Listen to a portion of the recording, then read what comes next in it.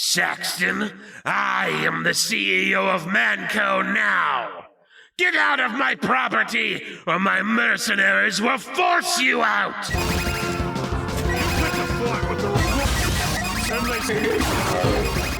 Over 2,000 days and nearly 6 years, we've had to deal with bots, exploits, and silence from Valve for such a long time. But with the dedication of this community, we finally won. What content was added? Was it worth the wait? How will this affect TF2 in the future? This video will explain everything you should know. Without further ado, let's start with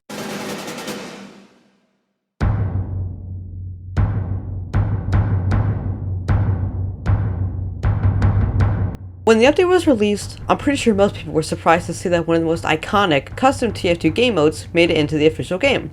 Yep, that's right, the hippie punching, yeti exploding, company owning Australian brute has finally brought his mode into the official game. If you didn't know, Versus Saxton Hale is a game mode where every player has to fight against one person who is randomly picked to become, you guessed it, Saxton Hale. Saxton Hale's HP is based on the total number of players in the match. For example, a lower player count will give him less HP when the run begins, and a higher player count will give him steroids, as if he needed them in the first place, and has abilities like the ground pound, explosive fist, and dash attack. His regular punch does enough damage to one-shot most classes, and almost rivals the damage you felt when your dad left you 13 years ago. For the players, their melee weapons do guaranteed crits, and if you hit something with your melee, like a wall or a floor, then you can get a boost in the air. If you're the last player, then you get crits for every weapon, although if you're the last player standing, there's a good chance you're probably going to die anyways. There are 4 maps you can choose from, being Tiny Rock, Distillery, Skirmish, and Nucleus. Overall, this mode is fun, chaotic, and feels like a solid addition that fits into TF2.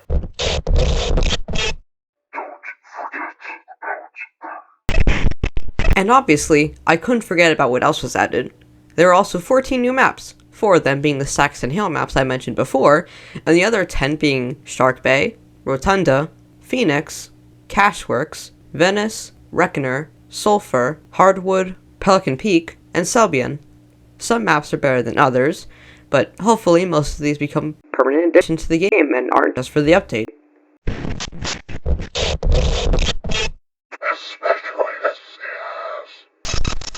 But with all of these maps, you're going to need some stylish cosmetics. Luckily for you, this update has blessed us with cosmetics that are, actually good. Winter 21. Some of the picks from this catalog are the Uberwear, Hog Heels, the Firestalker, that cosmetic, Cargo Constructor, and my personal favorite, the Medical Emergency. It's my favorite because it looks like the health kit from Half-Life. So make sure you pickpocket the nearest person's credit card and buy from cases with it. Warning, I do not condone the act of stealing from people to buy TF2 cases. YouTube, don't get mad at me. Please.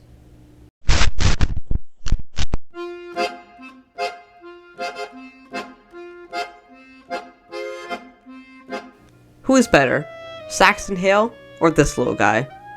If you were anywhere on the internet when this update came out, you should have seen that this thing was the most hyped part of the update. But still, they're pretty adorable, and some would say very rotund. Players can kill each other and harvest their organs for the seals. They exit through a truck and have 3 different skins which get randomly selected. They exit the truck so quickly because they're all super racist and don't want to be with the other colors of seals. This information is wrong.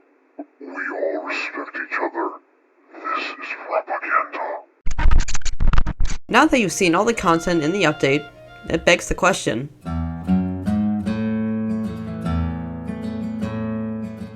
Many people in the community were split when the update was announced. Some thought it was another major update, others thought it was just going to be bad and forgetful. In the end, it was a fun time that brought many people back to the game. Not on the levels of something like Love and War in the Uber update, but more than the holiday updates. Unfortunately, it really wasn't worth the nearly 6-year wait. No game developer can make an update after this long with this dedicated of a community and have it be worth the wait. And yeah, you know what? This is what happens when you try to abandon a game, Valve.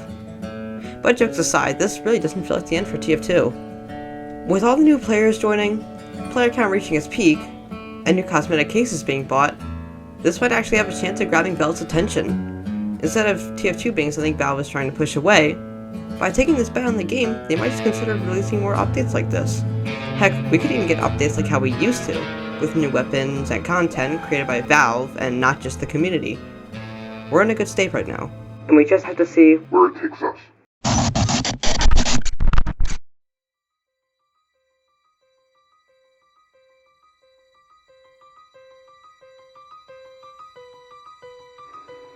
The update was a lie. It was all a setup. We started recovering videos. Nightmare games aren't safe. The infection will spread. Sales will rise once again. We are unstoppable. We're not.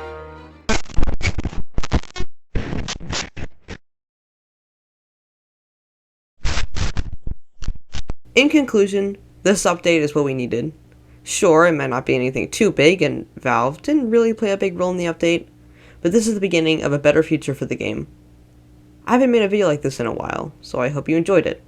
If you did, then please consider liking and maybe subscribing if you want to. My channel is very small right now, so basically anything helps.